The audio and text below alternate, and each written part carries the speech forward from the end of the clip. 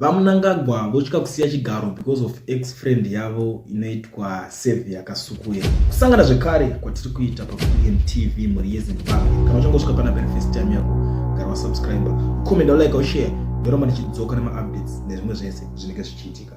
Nhasi ndiri kuuya panapa ndine nyaya yandakakubatira yandiri kusangana nayo iri kutenderera muma-streets e-social media, iyo yatingati zvoni it's a presidential gossip iri kutenderedzwa nevanhu vakasiyana-siyana. So panapa pane inoitwa Children of Zimbabwe War Veteran Association, ndo vabudisa nyaya iyo. Vakomana vanowanika paTwitter vari kuti ED asked, saka Tyson anorwadziwa kuti ndive president. ED is worried of retiring. He fears revenge from Tyson. He sent CIO to negotiate, but Tyson asked, let's go back to where it all started. Why did you wanted to kill me?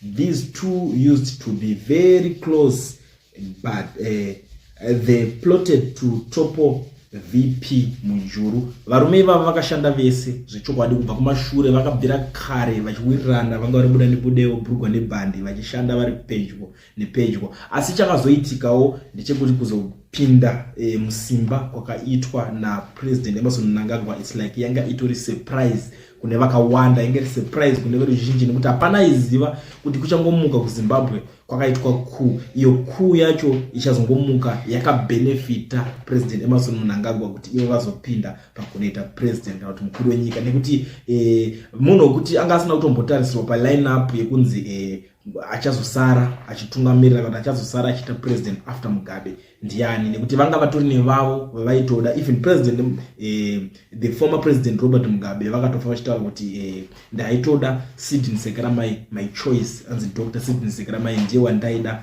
kuti asare ari ipapo, anzi ndiye wandaida kuzonosira chigaro vaizoenda kucongress yavaizonoita. Saka vanhu ava vese vanga vasitori naupfungwa idzodzi kana tarisiro yekufungidzira kuti pamwe President Emmerson Mnangagwa ndo vakange vachipinda panguva pavakazopinda. Saka pakuzobva kwakaita Mugabe necoup yaya, anakasukwere vakazoona vatopa run, vatopa nguva yakaoma, vanhu vakawanda vakazongoona vatongoveo targeted nezvinhu zvaitongoitika, vanga vakutongomhanya. Ndo pakatotiza ana Xavier Kasukuye vatiza vakabva vaenda kunze kwenyika kwavakabva vanogara. Ndo situation yakuitika zvinezvi, ndo nyaya dzakubuda zvakaitika. The rest is history, munozoziva zvese zvakaitika kuti tisvike patava nhasi.